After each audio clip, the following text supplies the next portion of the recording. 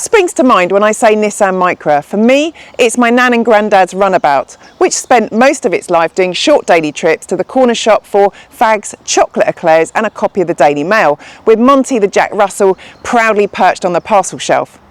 Of course, it depends how old you are. If you're of a certain vintage like myself, it will be the first generation boxy K10, which arrived in Europe in 1983.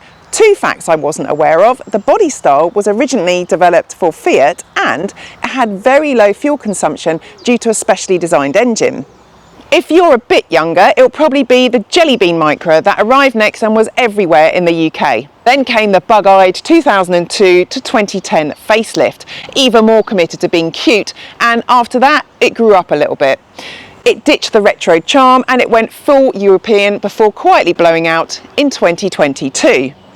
Now, if you're barely out of nappies, you're probably thinking of this sleek electric hatchback, which would no doubt horrify my grandparents, but it's still designed to fill the same role, whether that's a city runabout, a dependable commuter, or a first car.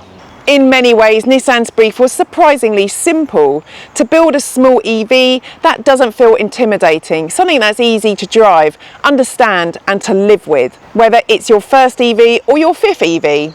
So Nissan hasn't abandoned its roots, it's just had a very modern facelift and a big rearrangement of its internals. But the best part for me is the price. It starts from £21,495 and we have the mid-level advanced trim with a £760 red paint job, putting it at £24,000. Now that's significant because it places the Micra among the most affordable mainstream superminis on sale today, and it offers up to 250 miles. That is claimed. We were seeing around 203 on a full charge. Now, I've already revealed a lot about this car when I first saw it at EVS38 in Stockholm, and I got some exclusive insights from the chap who led the planning and development. So please do take a look at that video, which will be shown at the end. So for now, we're just going to be looking at user experience. Firstly, what do you think of the design?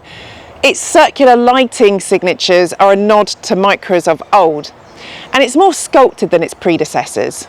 It's familiar enough to feel like a Micra, but it's modern, city-focused EV with just enough personality to stand out from the small car segment, which is kind of becoming a little bit crowded at the moment.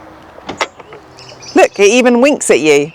Now, we can't go without mentioning, of course, that it shares its foundations with the Renault 5 E-Tech, but Nissan has worked very hard to give it its own identity. It's a stylish but unpretentious car, which has underpinned its popularity and success as an iconic compact model across 5 generations and more than 40 years. Now inside, I love how it's simple and usable. There's a real strong focus on open space and it feeling tidy and uncluttered. Physical controls are kept to a sensible minimum. There are no gimmicks or blingy clutter, but there are thoughtful touches like buttons on here to turn off the infotainment or control the volume. And then down here we have everything for our air conditioning, and then everything else you need is on the steering wheel. Like the Renault, the cabin is defined by this 10.1-inch dual screen setup with Google built in. But it's swapped out some of the 5 chiseled features for soft touch finishes, ambient lighting and subtle Mount Fuji details. It's simple but smart, with a focus on durability rather than anything over flashy, though it is a bit black in this car. Thanks to the Nissan Connect app, you can also prep your cabin temperature before you step outside, check battery status remotely and plan your route with charging stops already built in, and a full suite of driver assistance and safety features come as standard. Moreover, it comes with an after-sales warranty package of 10 years, and you're buying into a brand that was one of the first to enter the EV market with the pioneering Leaf, plus the support of an extensive dealer network. If you do care about NCAT ratings, you might want to know that it did score just 4 out of 5. Again, there's no denying that it's very similar to the Renault 5 E-Tech. Someone actually earlier on the school run mentioned that he recognised a few of the details outside. But Nissan has worked hard to give it its own character through colour choices, trims and branding touches, which do make it feel a little bit different. Seating is notably upright and slightly higher than you'd expect from a traditional supermini. You get a commanding view out, almost like a small crossover, which makes threading through traffic and positioning the car surprisingly easy. It has an impressive boot capacity of 326 litres and the ability to tow up to 500 kilograms, which means that you can haul a very small boat on a basic trailer, a custom teardrop camper, or a very lightweight camping pod. Yep, niche I know, but if you do have one of these specific items, you'll also be pleased to hear that it's got vehicle to load capability for powering small devices like Nissan's very own Microwave, get it? And it's ready for vehicle to grid integration, which we're told is coming soon.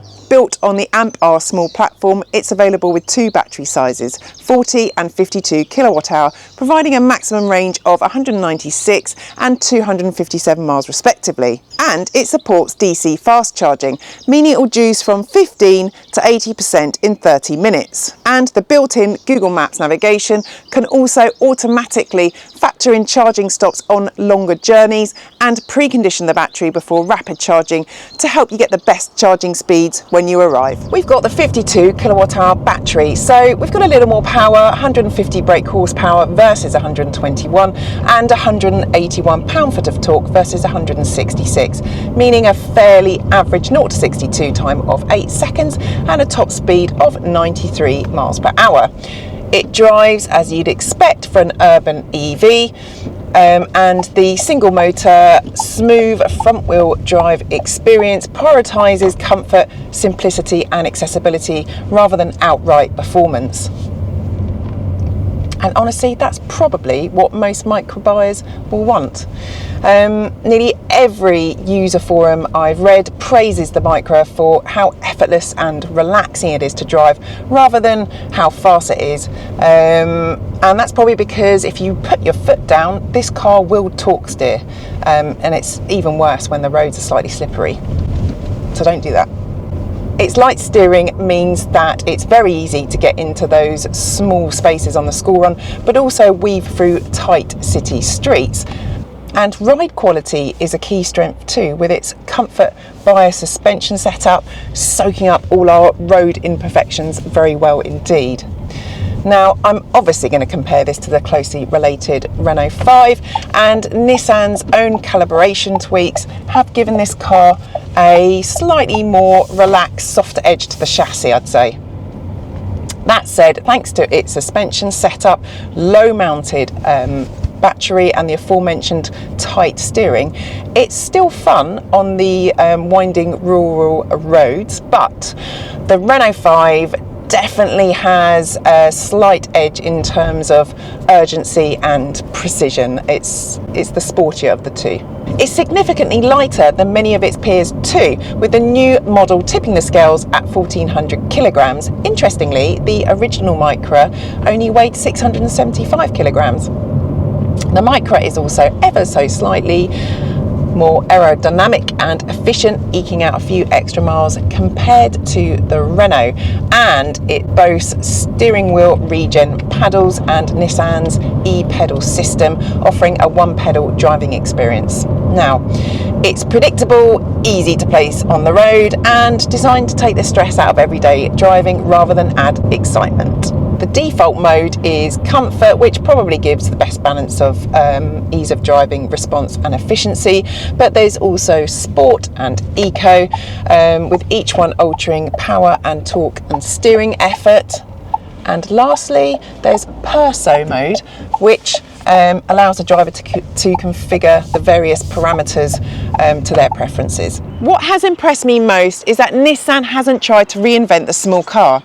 The formula is broadly the same as it's always been: compact dimensions, low running costs, easy manoeuvrability and everyday practicality. The difference is that it now just happens to be electric. Now, as I've mentioned a few times, the Nissan Micra and Renault 5 are virtually identical, showing the same underpinnings, batteries and electric motors. Both are even built in the same French factory. The primary differences come down to exterior styling, trim materials and minor suspension and regen braking tweaks. Personally, I'd go for the Renault 5 because I love its retro charm and its slightly more eager, playful driving experience. What one would you go for? Please do drop us a line in the comments, and I hope you enjoyed this review.